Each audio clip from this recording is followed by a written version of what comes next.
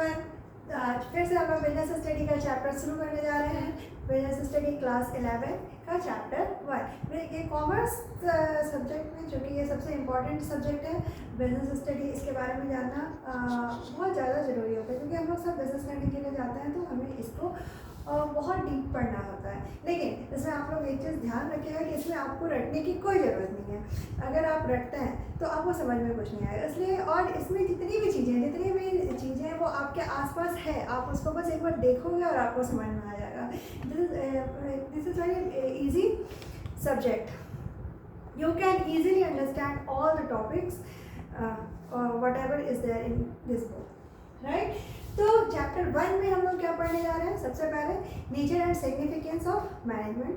कि जो भी मैनेजमेंट हम लोग करते हैं किसी भी बिजनेस को रन करने के लिए, तो उसमें बहुत सारी रूल्स, रेगुलेशंस, गाइडलाइंस की ज़रूरत होती है।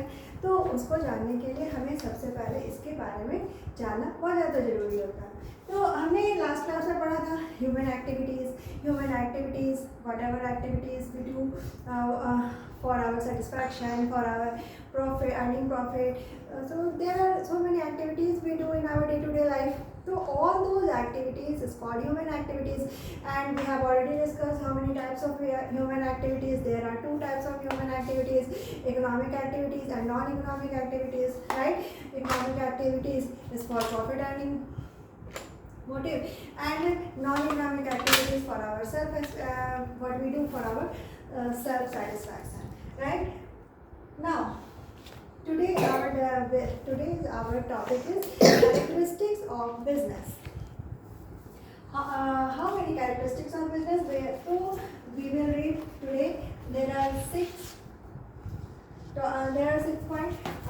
What we should read for our syllabus. The first one is, सबसे पहला एक्टिविटीज़ क्या है, कैरेक्टरिस्टिक्स क्या है।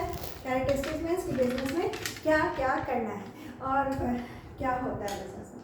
तो सबसे पहले तो बिजनेस क्या है, एंड इकोनॉमिक एक्टिविटीज़। क्योंकि हम लोगों को पता है कि जब भी हम लोग बिजनेस करते हैं तो बिजनेस में क्या करते हैं, buying and selling of goods and services, right. लेकिन बस इतना ही नहीं है, बिजनेस में सिर्फ हम लोग buying and selling of goods and services नहीं करते, ना कि केवल इसमें प्रॉफिट मोटिव होता है। इसके अलावा भी इसमें बहुत सारी चीज़ें हैं जो बिजनेस में आ जाती है, ठीक है। जैसे मार्केटिंग हो गया, इनोवेशन हो गया, और एनवायरनमेंट हो गया, जॉब प्रोवाइड करते हैं, सोसाइटी के लिए कुछ करते हैं, तो ये सब आ जाता है आपका बिजनेस के अंदर, राइट। तो सबसे पहले तो हम लोगों को पता है कि business is an economic activities, क्योंकि अगर हम लोग इकोनॉमिक एक्टिविटी करेंगे तो उसमें अर्निंग प्रॉफिट होगा, और अर्निंग प्रॉफिट के लिए ही हम बिजनेस करते हैं, बिजनेस में काम करते हैं। The second one is production of procurement of goods and services. Production means what? Production means कि जब हम लोग किसी भी गुड्स का प्रोडक्शन करते हैं तो वो भी इकोनॉमिक एक्टिविटीज़ के बाद क्या आ जाता है, प्रोडक्शन करना। और प्रोडक्शन के बाद और प्रोक्योरमेंट मीन्स कि बना बनाया गुड्स का ही बिजनेस करना, ठीक है। तो सेकेंड टॉपिक हमारा ये है। Third, sales and exchange of goods and services for the satisfaction of human needs. Third point क्या होता है, बिजनेस एक्टिविटीज़ में हम लोग क्या करते हैं, sales and exchange of goods and services, है ना। कोई भी गुड्स एंड सर्विसेज को सेल करना, एक्सचेंज करना, ये काम हम लोग अंदर बिजनेस में करते हैं for the satisfaction of human needs. Fourth topic, dealing in goods and services on a regular basis. अब अगर आप ये सोच रहे कि कबाड़ बेच के मैंने पैसा कमा लिया, या फिर कुछ सेल करके मैंने अचानक से पैसा कमाया और उसके बाद इन रिटर्न फिर उसके बाद दोबारा वो काम हम नहीं कर रहे हैं, तो वो बिजनेस नहीं है। बिजनेस में क्या होता है कि रेगुलर बेसिस पे आपको काम करना, ट्रांजेक्शन करना, एक्सचेंज करना है गुड्स एंड सर्विसेज का। तो dealing in goods and services on a regular basis. तो रेगुलर बेसिस पे जरूर आपका गुड्स एंड सर्विसेज का डील होना चाहिए। Profit earning, it's most important है कि जब भी हम लोग कोई बिजनेस करेंगे तो उसका सबसे बड़ा मोटिव होता है profit earning. Next, uncertainty of return risk, right. अब दूसरी चीज़ है कि जो अगर कुछ भी रिटर्न आता है तो उसका रिस्क इसमें अनसर्टेन होता है, मतलब कभी भी अचानक से कोई भी रिस्क को फेस करना पड़ सकता है ना। तो यहाँ अनसर्टेनिटी होती है, अनिश्चितता। Business of as an economic activity. अब हम लोग ये देख रहे हैं बिजनेस में चूँकि हम लोग इकोनॉमिक एक्टिविटी करते हैं, तो इकोनॉमिक एक्टिविटी में बिजनेस के और क्या रोल हो सकते हैं, क्या क्या रोल होता है। पहला तो प्रॉफिट मोटिव है, ठीक है। ये तो हम लोग सबको पता है कि बिजनेस अगर हम लोग करने जा रहे हैं तो हमारा मोटिव, हमारा गोल क्या होना चाहिए, प्रॉफिट अर्निंग होना है, तो ये होता है। Second one, creation of utilities.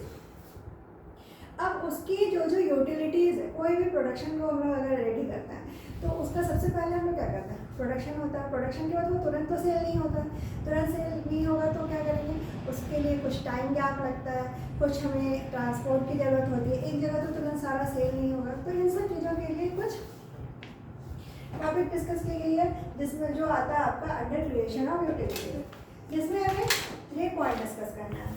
First, form utility, it refers to change of raw materials into a finished product. सबसे पहले बिजनेस एक्टिविटीज़ में क्या होता है कि वो फॉर्म यूटिलिटी में वो क्या करता है कि जो भी रॉ मटेरियल होता है उसको फिनिश्ड गुड्स में वो कन्वर्ट करने का काम करता है। कौन, कहाँ पे, बिजनेस में हम लोग ये करता है। सेकेंड पॉइंट क्या है, time utility. Time utility means कि अगर हम लोग अभी के अभी प्रोडक्शन किए तो इसका मतलब ये नहीं है कि अभी के अभी वो चीज़ सेल हो रहा है। हम थ्रू आउट ईयर उसका किसी भी प्रोडक्ट का प्रोडक्शन करता है, लेकिन वो अपने समय के हिसाब से भी सेल होता है। जैसे कि हम लोग तो प्रोडक्शन, जैसे क्रॉप्स भी हम लोग ग्रो करता है तो उसका कब सीजन आता है, उसका सेल कब होता है, तो उसका टाइम लिमिट होता है। जैसे एसी हमने प्रोडक्शन किया, एसी का, कूलर का, या फिर आप ले लीजिए रो मीटर, तो एसी का सेल कब होगा, समर सीजन में होगा। रो मीटर ले लीजिए, विंटर सीजन में उसका ज़्यादा सेल होता है। तो इस तरह से चीज़ें को टाइम यूटिलिटी में डिवाइड किया गया है। थर्ड पॉइंट है आपका place utility. In place utility what we read कि एक ही जगह पे हम लोग प्रोडक्शन, जो भी प्रोडक्शन करते हैं उसको एक ही जगह पे सेल नहीं किया जा सकता। उसके लिए हमें दूरी तो मतलब कहीं दूर में जाके हम सेल कर सकते हैं, थोड़ा डिस्टेंस चाहिए हमें, तो उसके लिए ट्रांसपोर्ट की फैसिलिटी की व्यवस्था होती है, वो हमें कहाँ से मिलती है, बिजनेस से मिलती है। तो यहाँ पे प्लेस यूटिलिटी में वो आ जाता है।